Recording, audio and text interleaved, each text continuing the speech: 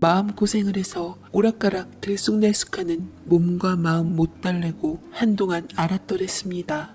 옛일이 문득 떠오른다 치면 부하가 치밀어 잠을 못 이룬 적도 있을 정도였지만 제 인생에 감사한 어떤 분 덕분으로 긴 터널을 빠져나와 뒤돌아보는 마음으로 풀 테니 편안히 들어주세요. 제 나이 20에 남편을 처음 봤습니다. 농촌에 봉사하러 온 대학생이었는데 청년들을 지휘하는 것이 남편인 걸 알았을 때는 멋져 보였죠. 그때부터 21 시골 처녀는 세 식구 먹을 목 잘 삶아내던 감자와 옥수수를 조절 못하고 무쇠솥 한가득 삶아 어머니께 혼나는 일이 잦아졌습니다. 아유, 이거사. 대체 어디다 이렇게 먹을 걸 퍼나르는 거야? 아유, 딸 자식 키워봤자 소용없다더니만 양식을 거덜내네, 거덜내. 오로지 한 사람 챙겨 먹이고 싶어서 열 되어가는 객식 것까지 챙겨놓는 제 자신에 겁이 덜컥 났지만 남정네 보고 떨리는 심장이란 것을 처음 겪은 저를 말릴 것은 아무것도 없었습니다. 조금만 어머니의 원성을 견뎌내면 별수 있냐. 아깝게 섞이느니 일하러 온 청년들에게 인심이나 써야지. 얼른 가져다 줘라. 하는 말이 떨어질 것을 알았거든요. 김 폴폴 나는 감자, 옥수수, 고구마를 바구니에 넣고 달려갔던 기억이 생생하네요. 빈 광주리에 과자와 라면을 넣어 가져온 그와 어머니, 아버지 잠드신 집마당에 평상에 앉아 이야기를 많이도 했습니다.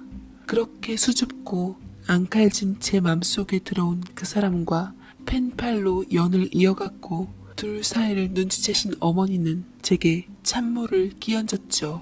헛물 켜지 말거라. 대학생이 뭐가 아쉬워 고졸 시골 처녀를 마음에 두겠냐. 나중에 너만 상처받으면 애미 맘도 못이 박히는 게야.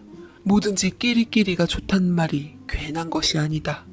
우리 수준에 맞는 사람 만나 결혼해 행복해 살거라. 라고 하셨지만 그는 서울에서 저희 동네까지 추운 겨울에 혼자 저를 만나러 저희 마을까지 찾아들었습니다. 마을 회관에서 겨울이라 한가한 할머니, 할아버지들과 말벗하고 밤에 호호 뜨거운 입바람 불어가며 눈을 피해 데이트하던 그는 다음해 여름 직장인이 되어 저에게 청혼을 했고 저는 나름 출세해서 예비 시댁에게 인사를 드리러 올라가게 되었습니다. 남편은 시어머니 판박이었습니다. 생김도 성격까지도요. 일생 여자 손이나 잡아볼까 싶어 걱정하던 녀석이 데려온 여자를 내가 무슨 수로 반대하겠냐. 다 하늘의 뜻이지. 너희 좋으면 그뿐이다 아가. 차차 알게 되겠지만 이 집도 아마 네 시골집하고 진배 없을 것이다. 그러니 다 내려놓고 우리 아들이랑 잘 살거라. 라며 호탕하게 말씀하셨고 그날 저는 남편으로 인해 제 인생을 관통하는 인물 둘을 동시에 만났습니다. 귀하디 귀한 분으로 시어머니와 그리고 인생 내내 이를 바득바득 갈게 하던 시누이를 말입니다. 시댁은 경기도 과천에 거주하셨는데 남편 4살 때 시누이를 뱃속에 품고 있던 어느 날 시아버지가 사고로 돌아가셨다고 합니다. 그 후부터 가세가 기울었다는데 지금으로 봐도 가히 넓은 마당에 사랑채, 안채가 나뉜 걸 보니 방귀 깨나 끼고 살았구나 싶었지만 한눈에 몰락해가는 모습이 보여서 마음이 안 좋았습니다. 나직하고 신뢰감 있던 어머니 옆엔 저와 동갑이라는 유복자로 지 여대생이었던 시누이가 쉴 새 없이 저를 위아래로 치켜뜨고 내려보며 바라보고 있었습니다. 집에서도 공주님처럼 하얀색 레이스가 하늘거리던 원피스를 입었던 모습이 아직도 선합니다. 그러니 너도 세연이 깍듯하게 대해. 동갑이라고 맘먹지 말고 오빠가 선택한 사람이고 이 어미가 인정한 사람이니 너도 그리 해야 해. 함부로 대하면 이 어미를 욕먹이는 거야. 알겠어? 시어머니께선 옆에 시누이를 보며 말씀하셨지만 시누이는 새초롬하게 눈을 깔고 대답은 하지 않았습니다. 분위기 환기를 위해 제가 먼저 다가갔죠. 잘 부탁해요 아가씨. 앞으로 잘 지내면 좋겠습니다. 저도 처신 잘하면서 살게요. 올라올 때 엄마와 약속을 했더랬습니다. 어머니께선 저를 예비사위의 집에 따라 올려보내면서도 걱정이 이만저만이 아니셨고 혹시 고졸 시골 처녀라 싫은 눈치걸랑 매달리지 말고 얼른 미련 없이 내려오라 말씀하셨습니다. 수준에 맞는 사람 만나지 왜 하필 위쪽 사는 대학 나온 남자냐며 흠 잡을 것이 하나 둘이겠냐셨죠. 저희 부모님은 주제 파악 확실하신 분이셨습니다. 허나 다음날 시댁에 관한 얘기를 가감없이 하며 어머니께 소식을 들려드리니 예상외로 기뻐하셨습니다. 아이고, 네 복이다, 네 복이야. 너는 군소리 말고 나 죽었소 하고 시어미만 보고 살아라. 머리카락 잘라 집신 사마들을 요량으로 살아야 한다.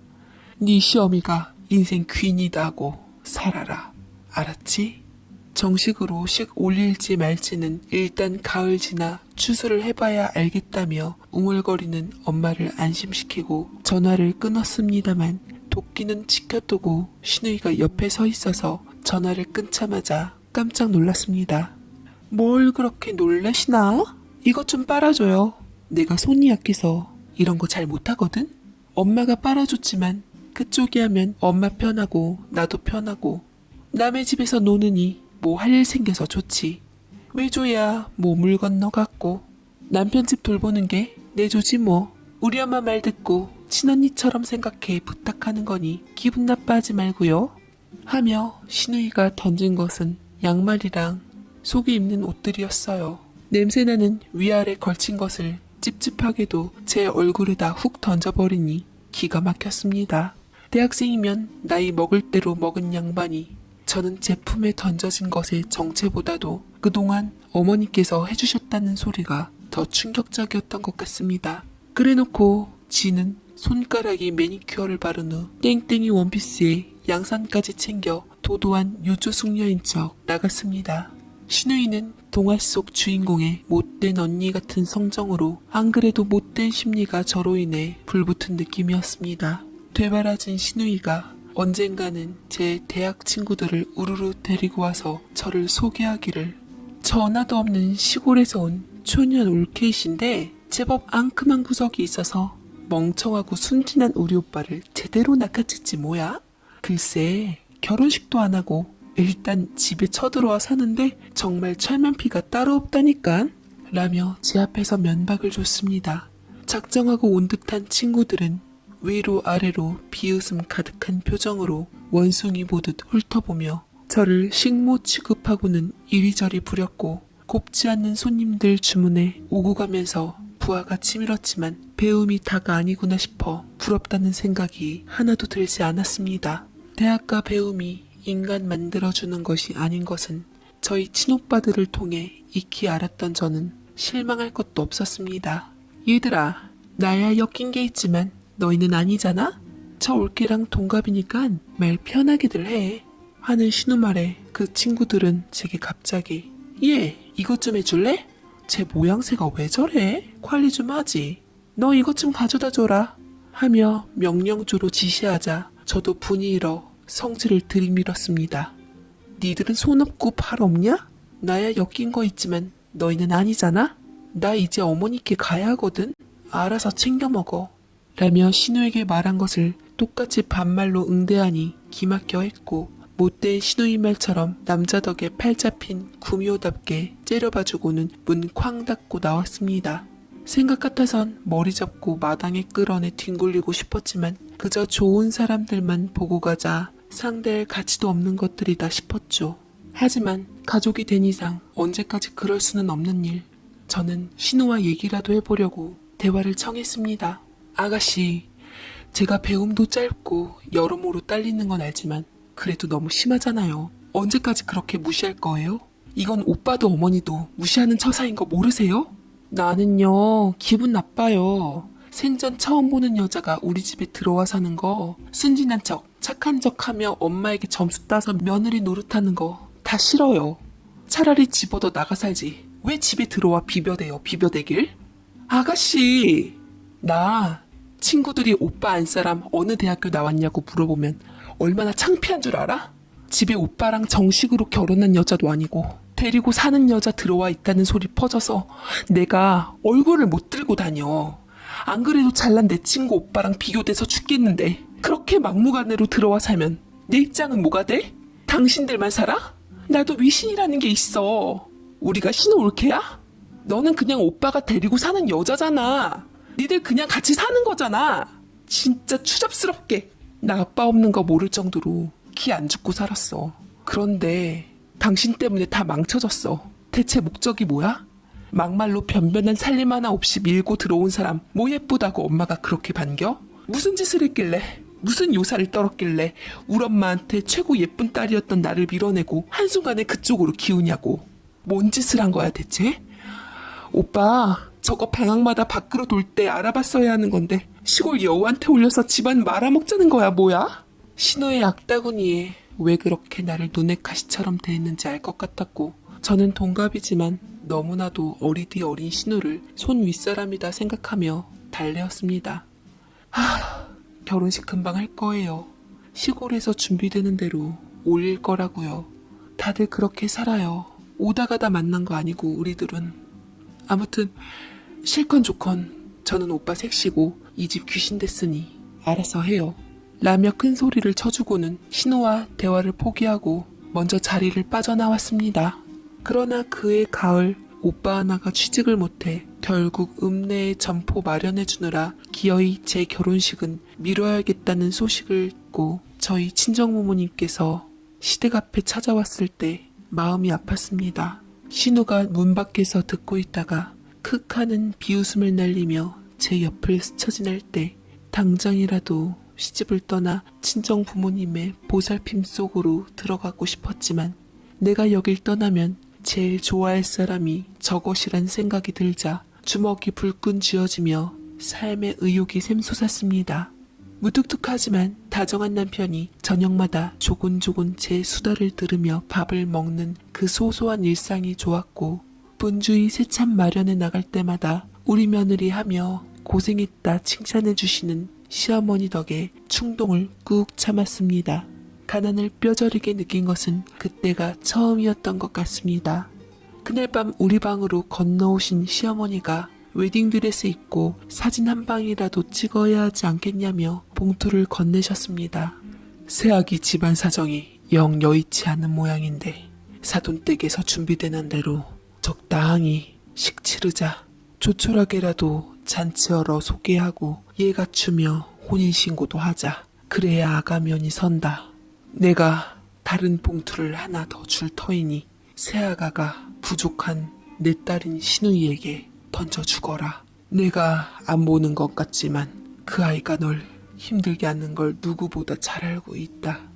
안쓰럽다고 내가 너무 오냐오냐 키웠다. 미안하다. 저거 시집 보내고 나면 좀 편안해질 거다. 어머니는 신우이에게 줄 봉투를 따로 챙겨 건네셨고 저는 기꺼이 그걸 받았습니다. 아니에요. 그냥 조금 틱틱거리지 못된 신우이 노릇은 안 해요. 걱정 마셔요. 감사합니다 어머니. 그리고 죄송해요. 그럼 기죽지 마라. 누가 뭐래도 너는 이 집 며느리니 뭐라 하면 버릇을 고치고 당당히 나가거라. 저건 이제 시집가면 이 집 사람 아닐 사람이다. 그렇게 믿고 우리 조금만 참자꾸나. 어깨를 토닥여주시고 나가시는 시어머니께 마음속으로 감사의 큰절을 올렸고 그 와중에도 철없던 저는 사진 찍을 생각에 들떠있더랬습니다. 친정에서는 이후로 결혼식은 언급도 없고 시어머니의 배려를 전해 듣고도 감사하구나가 끝인 친정에 정이 떨어졌습니다. 졸업 후 낮에는 뒹굴거리며 저에게 갖은 수발을 들게 하던 신우이는 밤마다 나돌아다니더니 남자 하나를 데려와 결혼하겠다고 성화였습니다. 허우대 멀쩡한 백수로 둘은 혼수 명목으로 시어머니께 바라는 게 많은 눈치였죠. 방문 잠그고 단식투쟁에 돌입해서는 문 앞에 선 저와 시어머니께 엄포를 놓더라고요. 하나뿐인 친딸 허술하게 시집 보낼 생각은 아니지 엄마? 나는 새언니처럼 몸뚱이만 들어가서 못 살아. 죽어도 못해. 다신 이 집 올 생각도 없으니까 나 기 안 죽게만 해줘. 안 그래도 나 아빠 없다고 말 나왔어. 결혼 2번 하는 것도 아니고 어차피 지금으로서 당장은 오빠네 결혼 못할 거 뻔하잖아. 나라도 제대로 해야 집안 체면 살지 않겠어? 당사자인 제 앞에서 그리고 시어머니의 가장 아픈 부분을 끊고 해집는 신우이를 보며 이 집안에서 어째 저런 것이 나왔나 싶었습니다. 아니나 다를까 시아버지 말이 나와서 제 가슴이 철렁해 어머니 기색을 살피니 심기가 편치 않아 보였습니다. 방으로 들어가 끙하고 누우신 야윈 어깨를 보니 겁이 덜컥 나 신랑에게 적금을 깨서 내드리자 설득을 했죠. 신우이가 결코 예뻐서는 아니었고 시어머니 봐서 내린 결단이었는데 신랑은 신우이에 대한 반감이 강해서 무척 반대했습니다. 저것이 지금까지 쓴 돈만 해도 시집 2번은 갔겠다. 어머니께 드린다 치면 아깝지 않은데 뭐 예쁘다고 내 색시한테 눈 한 번 곱게 안 뜬 거한테 적금을 깨 전 재산을 주냐? 당신이 말 안 해도 잘 알아. 찬바람 싹 부는 거. 둘이 있을 때는 말해 뭐 하겠어. 저것이 뭘 바라는지나 알아? 누구더라? 그 배우들이 했던 호텔 예식하고 싶대. 아주 미친 거지 그냥. 돈 무서운 줄 모르고 까부는 거 장단 맞춰주지 마. 쟤는 한도 끝도 없어. 완강한 신랑 옆구리 찌르고 꼬집고 잘 때 뒤돌아 등 보이는 며칠의 신랑이 끝에 허락받아 어머니께 바로 달려가 말씀드렸습니다. 어떻게든 제가 편해지려면 신우이를 시집 보내야 했으니깐요. 저는 적금 통장까지 감수하고는 어머니를 설득시켰습니다. 마침 좋다는 사람 나섰고 집도 좀 산다니 챙길 것은 다 챙겨가야 아가씨도 잘 사실 거 아니에요. 제가 어머니께 받은 게 얼만데 가만히 있겠어요. 이거 저 주신 용돈들이랑 신랑 월급 쪼개 모았던 돈 보탰어요. 신랑도 하나뿐인 오빠로 이 정도는 보태도 무리는 아니고 저 역시도 올케로 가만히 있을 수는 없잖아요. 제가 살아보니 친정 뒷배가 얼마나 중한지 알겠어서 이러는 거예요. 모자라면 저희가 더 보탤 테니 어머니 걱정 마시고 우리 아가씨 최선을 다해서 챙겨드려요. 어머니는 제게 고맙다 눈물 지으셨고 덕분에 신우이는 환한 얼굴로 원하는 예식을 하고 시집갈 수 있게 되었습니다. 그렇게 신우이를 해치우고는 제 인생에 꽃이 필 줄 알았죠. 아가씨 시집가고 마음이 편해서인지 저는 바로 아이가 들어섰고 사람 하나 비니 하나가 바로 찾아드는구나. 시어머니의 한박 웃음에 더 다정해진 남편에 바랄 바가 없었습니다.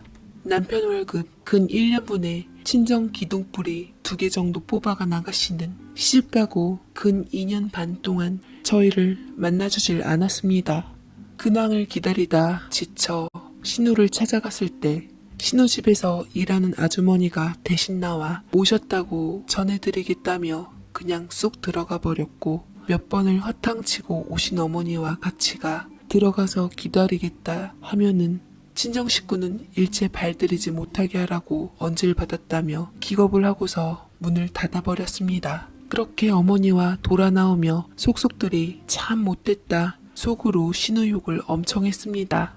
그러던 어느 날 갑자기 난데없이 예고 없이 신우가 들이닥쳤습니다. 그게 몇 년 만이었죠. 엄마 들었어? 여기 논밭 이제 금싸라기가 됐어. 어머머 세상에 쥐구멍에 펴뜬다더니 엄마 이제 농사 그만 지어도 돼요. 소작 붙인 우리 땅들 이제 평당 집 한 채 값이야. 우리 부자야 부자. 아 진작 들어섰으면 좀 좋아. 내가 얼마나 마음을 졸였는지. 엄마 그동안 고생 많았어요.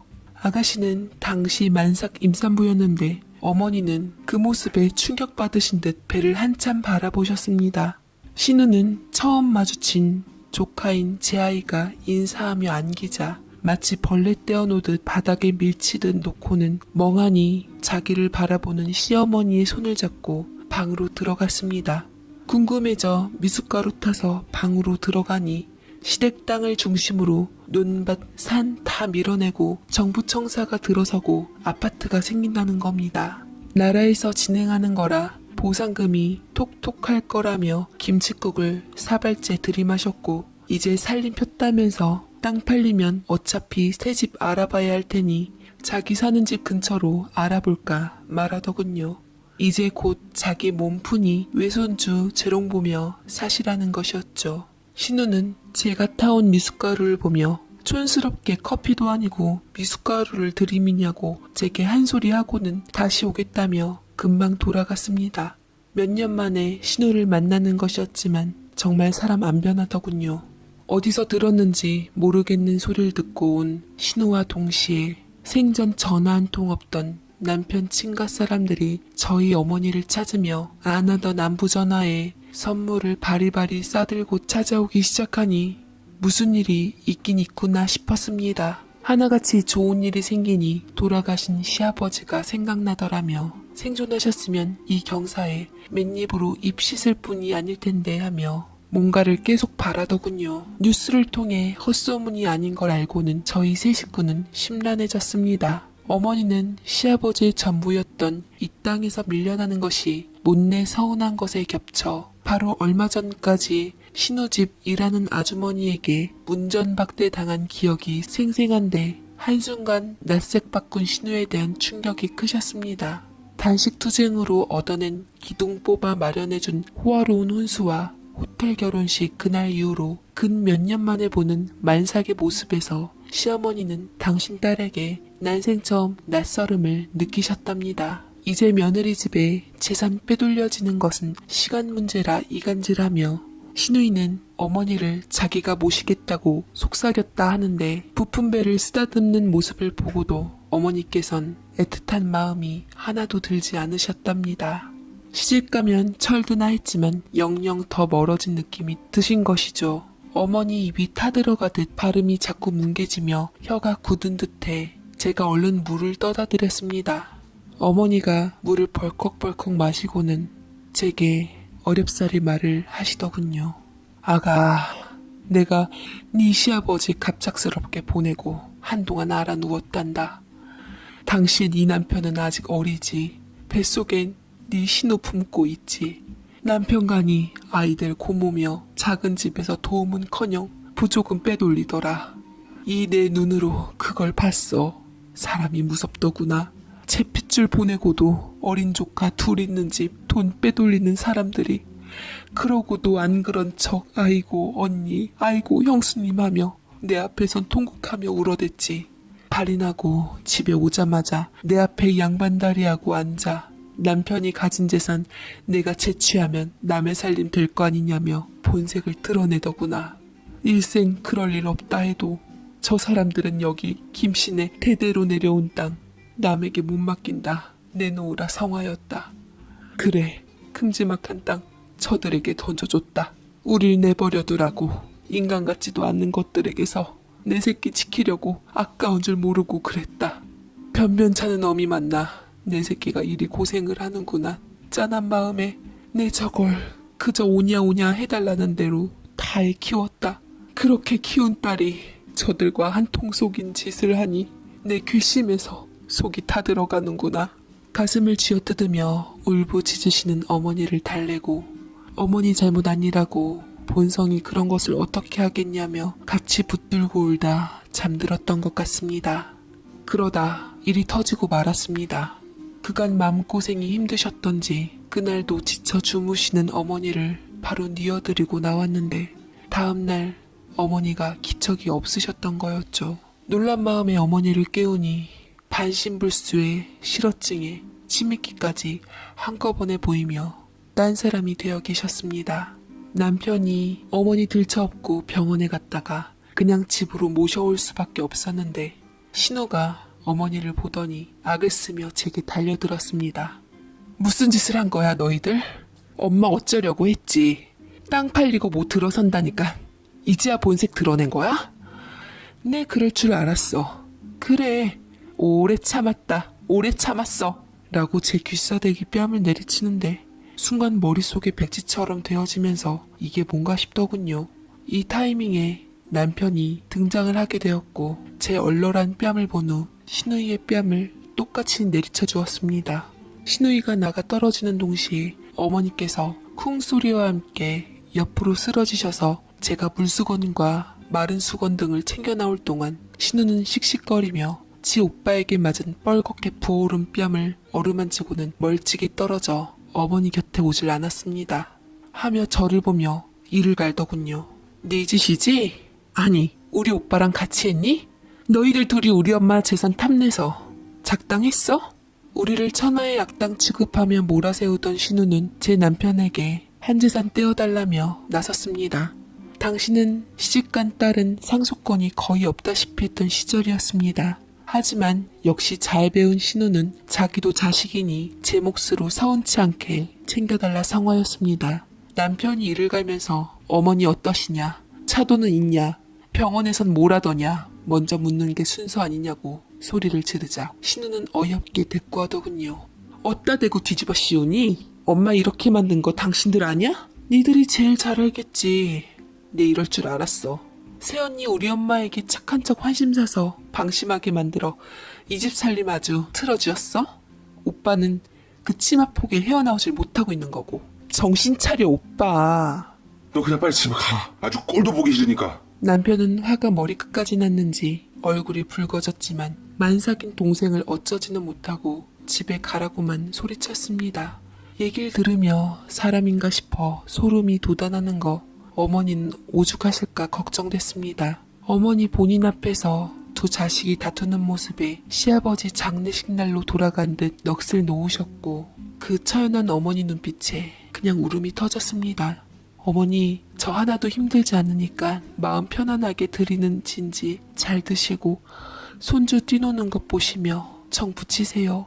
말 안 해도 눈빛으로 알아듣고 이제 어머니 손탈 나이들 지났으니 걱정하지 마시고 얼른 기력 회복해서 바깥 나들이하고 그래요. 어머니가 가자시면 구르마에다가라도 모시고 팔도 유랑 다닐게요. 마음 두지 마세요. 저희가 아가씨랑 알아서 잘 나눌 거예요. 어머니는 눈시울이 붉어졌고 저는 그런 어머니를 위로했습니다. 그 뒤로 신우는 남편 반응이 없자 염탐하러 딱 한 번 집에 찾아왔는데 안방에 들어서자마자 어머니가 발작 증세 비슷하게 요동을 치시고 숨이 고르지 못한 채로 기묘한 소리로 손발을 비틀며 꾀성을 지르시고는 바로 대소변을 보셨습니다. 처음 보는 광경에 놀라 바로 달려들고 보니 신우는 뒤도 돌아보지 않고 달려나갔고 안정되신 어머니 표정을 살피니 한껏 미안한 표정이셨는데 신우 이 집에 못 오게 하실 생각으로 일부러 그러셨던 것 같습니다. 어머니는 딱 100일을 제 곁에 그렇게 계시다 가셨습니다. 저녁밥 맛있게 드시고 트림 시원하게 하시고 웃는 낯으로 우리들 밥 먹으며 하는 얘기 들으시며 주무셨던 어머니는 아침에 보니 숨을 놓으신 상태였고 무슨 정신으로 조상을 치렀는지 누가 왔다 갔는지 저는 모릅니다. 이미 어머니 입관하실 때 저는 하도 울어 눈이 부어 뜰 수가 없는 상태로 발이 나고도 근 일주일 동안은 눈이 채 떠지지 않을 정도였습니다. 남편은 어머니 초상 7일 동안 별의 별꼴 다 당한 듯이 그 사이 부쩍 늙어 있었고 눈빛 역시 무척 강파르게 메말라 있었습니다. 보나마나 금싸라기 물려받는다는 소문에 남편에게 온갖 사람들이 장례식 때에도 가리지 않고 매달린 듯 했습니다. 그 와중에 저는 뱃속 둘째 아이를 가지게 된 것을 후에 알게 되었는데 그 소란에도 불구하고 어머니가 지켜주셨는지 평안하게 잘 버텨주었습니다. 남편에게 후에 들으니 장례 첫날 신우이는 애핑기대며 안 왔답니다. 기어이 신우에게 뭐 하나 나누란 유언 없이 그 상태로 어머니가 간 것을 원망했기에 지어머니 장례식에도 참석 안 하려고 한 것이었죠. 참담했던 남편이 오면 문서 한 장 준다 하니 그제서야 득달같이 찾아와서 어머니 영정 뵙고 미우나 고우나 어머니 자식이니 그것으로 권리는 충분하다. 남편이 만여평 정도 되는 전답 쥐어주니 받아갔다고 합니다.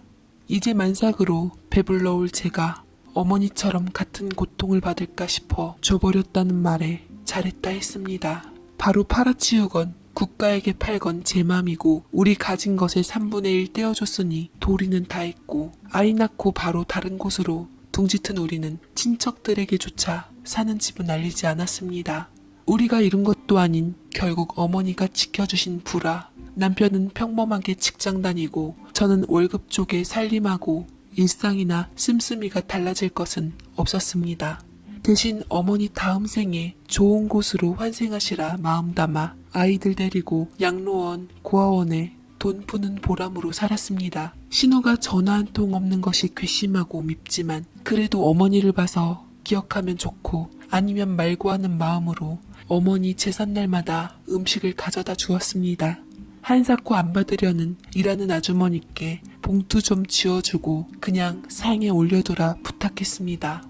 제사 음식 아니니 거리낄 것 없다고 장만하는 김에 아가씨 목 준비한 것이니 그냥 먹이라고 그래야 어머니가 편하실 거라 하니 받아주긴 했습니다. 아니 꼬운 마음이 안 든 것은 아니었지만 미우나 고우나 어머니 자식에 남편 피부치니 인간된 도리는 하자 싶었습니다. 시간이 흘러 어느 날 밤이 또 찾아왔습니다. 어머니 가시고 7년쯤 지나 꿈으로 처음으로 어머니를 뵈었습니다. 그렇게 봉사 다니며 마음속으로 찾고 부르짖어도 안 나타나시던 어머니. 그런데 제가 부르자 뒤돌아보시는 표정이 마치 악귀처럼 무서웠습니다. 어머니는 다짜고짜 제 뺨을 후려 갈기시곤 머리채를 쥐어잡으셨는데 꿈인데도 얼얼하니 아팠습니다. 뺨이 아픈 것인지 마음이 아픈 것인지 잘 모르겠지만 연신 죄송하다 말씀드리며 어머니가 이끄시는 대로 기어이 따라갔습니다. 제가 잘 못 모셔 임종도 못 지킨 어머니 이렇게 혼이 나니 차라리 마음이 편했습니다. 무릎으로 돌이 박히고 머리가 뽑혀나가는 듯 아팠지만 전혀 무섭지는 않았고 이끄시는 대로 따라가니 어머니의 무덤이었습니다. 쩍하고 두 동강으로 갈라져 연기가 나고 있는 무덤 속으로 있는 힘껏 검붉게 환한 얼굴에 어머니가 저를 집어 던지셨는데 물컹하고 뭔가가 짚여서 보니 파리하게 안색이 좋지 않는 신우였습니다. 저는 신우를 보자마자 어머니를 볼 때와는 다른 두려움이 덜컥 느껴졌습니다. 제가 깜짝 놀라 어머니를 바라보자 아까와는 다르게 소리 없이 두 눈에서 폭포수 같은 눈물을 흘리고 계셨습니다.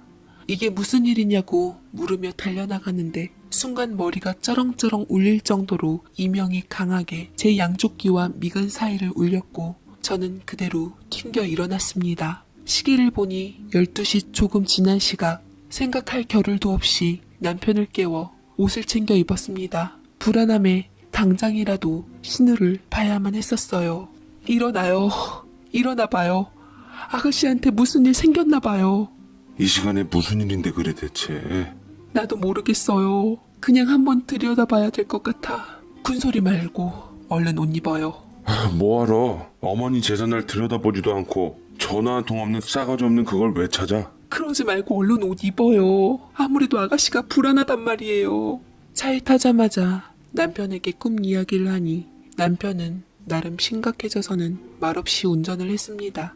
평상시는 짓떨며 사람 취급 안 해도 핏줄은 핏줄인 게죠. 갑자기 꿈에 어머니가 그런 모습으로 나타나신 이유, 아가씨가 뜬금없이 그런 모습으로 나온 이유가 있을 것이다 싶었습니다. 어차피 무식한 올케 취급받는 거 체면 생각할 것도 없었습니다. 초인종을 수십 번 누르자 일하는 아주머니가 나오셨는데 문 열어달라니 자기 잘린다며 문을 열어주지 않았습니다. 발을 동동거리다가 아가씨에게 가보라고 잘 있나 숨쉬나 확인만 해달라고 사정사정했습니다. 그리고 1분도 채 안 되어 사색이 된 아주머니가 뛰쳐나와 들어가니 신우가 정신을 잃고 누워있었습니다. 그 길로 차에 실어 병원 응급실로 달렸습니다. 느낌이 뭔가 쎄했는데 신우 남편이 집에 없는 것이 이상했습니다. 위세척을 하고 의식을 차린 신우는 우리에게 악을 써대며 막말을 해댔습니다. 뭐야, 너희들 나 감시했니? 어떻게 온 거야? 왜 너희들이 여기 있어? 왜 살렸어? 왜 살려냈어? 그냥 죽게 내버려두지. 왜 이 꼴을 당하게 해? 그 입 좀 다물어. 감시는 무슨 감시. 너 같은 거 죽든 말든 관심 없어. 내가 너 살리고 싶어서 그런 줄 알아? 등신 같은 게 아주 꼴 좋다. 잘났다고 엄마도 내치고 오빠도 내치고 살더니 꼴 좋다고 이거 사. 참 좋아. 아니 아무리 못됐다 해도 어떻게 이런 짓을 해? 너 대체 무슨 일이나 있었는지 드러나 보자. 어디 아파? 죽을 병이라도 걸렸어? 솔직하게 말해. 아니면 너 가만 안 둘 줄 알아. 신우는 오빠의 말을 듣자 통탄스러운 듯 눈물을 쏟으며 울면서 이야기했습니다. 친정에서 가져간 돈으로 지 남편 회사를 하나 차려줬는데 밖으로 나돌기 시작하면서 서방님이 바람을 피기 시작했답니다. 별의별 여자들과 놀아나 자존심 상하게 한 것도 모자라 근래에는 아예 여자 하나를 집에 들어앉혔답니다. 안 그래도 자존심 강한 아가씨가 견디기 힘든 모멸감으로 불면증에 화병에 우라가 치밀어 술 없이는 잠을 못 잘 지경인데 그 여자가 뻔뻔하게도 당당하게 이혼까지 요구했다더군요. 달려들어 뜯어놓으랬더니 어찌나 억센지 아가씨가 오히려 맞았다는데 혼자 그 수모를 감당하기 힘들었답니다. 돈 잃고 서방 잃고 내쫓기면 갈 데도 없고 비빌 데도 없으니 그 못된 성정에 그 심정 오죽했을까요? 아가씨 처지를 들으니 절로 한숨이 나오더군요. 그렇다고 약을 먹어요? 혼자는 누가 혼자예요. 친정오빠도 있고 이 촌년 올케도 있는데 이 구미호 올케뒀다 뭐하려고요. 그리고 돌아가신 어머니도 아가씨 지켜보고 계시는데 왜 혼자예요. 생전 안 보이시더니 내 딸 살려내라고 그렇게 저를 때리시더라고요. 저에게서 모로 고개 돌리고 있는 거 슬쩍 쳐다보니 아주 눈은 뻘겋고 퉁퉁 부어 애기 주먹만해진 코에서 콧물이 쿨쩍쿨쩍 애기처럼 엄마하고 본격적으로 울음보가 터졌기에 남매끼리 더 이야기하고 맘껏 울라고 나와줬습니다.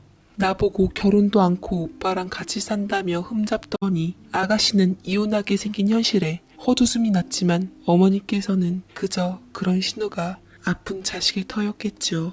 그런 놈하고 살게 하느니 신우이 시집살이 하더라도 내가 챙겨야지 하는 마음이 들었습니다. 참 알게 모르게 든 미운 정이 이토록 무섭더라고요. 집에 들어와서 한동안 대면대면 별다른 말 없던 신우는 어느 날 대성통곡을 하며 제게 용서를 빌었습니다. 일하는 아주머니 시켜 신우 아들 데려와 둘이 시간을 보내게 해준 그날 저녁이었습니다. 남편과 제 앞에서 무릎을 꿇은 신우는 시댁에서 뺏길 뻔한 지 아들을 찾아준 제가 고마웠던지 눈물을 쏟기 시작했습니다. 언니 미안해요. 내가 진작부터 미안하고 고맙다고 말하고 싶었는데 말이 안 나왔어. 엄마 가고 언니가 제삿날마다 가져다 준 음식들 차마 가지는 못해도 나 그 음식 엄마랑 같이 먹는다 치고 감사히 다 먹었어요. 그런데 내가 한 짓이 있어서 차마 입이 안 떨어졌어요. 엄마 생전에 집 앞에서 돌려보내고 마음 안 좋았지만 난 그때 언니 미워서 엄마도 보기 싫었고 나 빼고 둘이 잘 살아봐라. 엄마가 연락하고 애달아 찾아올 때마다 봐라 네가 아무리 잘해봤자 너는 며느리고 나는 딸이지. 이수모에도 엄마는 항상 나를 찾는다. 보란듯이 못된 마음으로 그랬어요. 무릎을 꿇고 훌쩍이며 얘기하는 아가씨를 보자니 저와 동갑이지만 많이 어리더라고요. 그렇게 사랑받기만 하던 금지오겹이니 저를 라이벌로 본 모양인데 어머니가 아들 아내로 손 이어 손주 낳고 키울 존재로 저를 귀히 여긴 것이지 진짜로 제가 딸보다 예뻤겠냐며 신우에게 설명을 했습니다. 신우이는 진심으로 지난 날을 후회하는 것 같더군요. 내가 많이 못됐잖아요. 엄마 쓰러졌을 때 난 금방 일어날 줄 알았어. 엄마 튼튼하잖아. 밭일 논일 하던 사람이잖아. 엄마 가셨을 때는 어찌나 옆에서 늘 쑤셔대는지 땅값 때문에 난 정말로 오빠네들이 무슨 짓 한 줄 알았어. 더더욱 그 돈으로 둘이 잘 사는 꼴 보기 싫었어. 그렇게 악착같이 받아낸 돈으로 남편 사업시켜 사모님 소리 들으면 뭐해. 남편이 다른 여자 끼고 놀 때 일하는 아줌마 눈치챌까봐 눈치 보는 사람이 나였어요. 그런 내가 언니 오빠네를 어떻게 찾겠어요. 더욱 멀어지더라고요. 얼마나 고소해야 할까. 얼마나 배꼽 잡으며 내 불행 바랄까. 이제 내가 한 짓 복수받으며 당할 차례인데 곧 죽어도 견뎌낼 자신 없었어요. 나는. 그런데 언니는 그런 내가 뭐가 예쁘다고 내 새끼까지 챙겨주는데 언니 도대체 뭔데요. 애기처럼 자존심이고 뭐고 다 버리고 엉엉 우는 아가씨를 보니 참 미우면서도 안쓰러운 것이 그래서 어머니가 꿈속에서까지 찾아와 이 어린 거 제게 부탁하셨구나 싶었습니다. 자기 것이었던 시어머니가 저를 좋게 보는 것이 그저 질투나고 억울하고 마치 애인 뺏긴 기분이었을 테죠. 유복자 신우에게 어머니가 짠한 마음으로 투정 받아준 것처럼 신우 투정 하나하나 역시 애정 확인이었던가 봅니다. 저야말로 나보다 많이 배운 대학생이라는 걸로 신우를 어른 취급하며 오판했습니다. 저는 어머니께 정말로 감사해요. 아가씨도 아가씨지만 그렇게 세상 떠나면 남은 저희가 잘 살겠어요? 남편 하나뿐인 동생이 피부치인데요. 저 아가씨 미워요. 얄밉고. 정말 어디서 만나면 한 대 쥐어받고 싶었어요.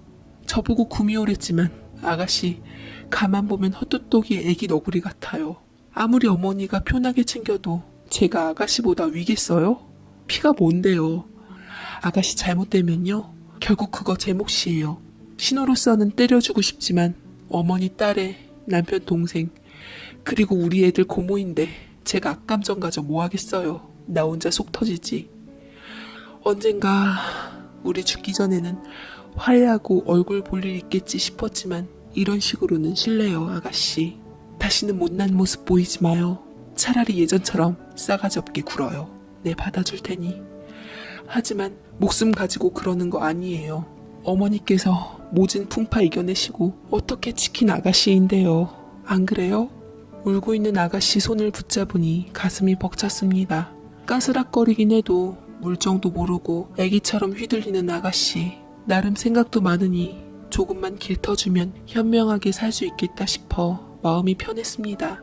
내일 당장 어머니 찾아봬요. 그리고 서방님 이제 우리가 상대예요. 아가씨 재산은 아버지 거.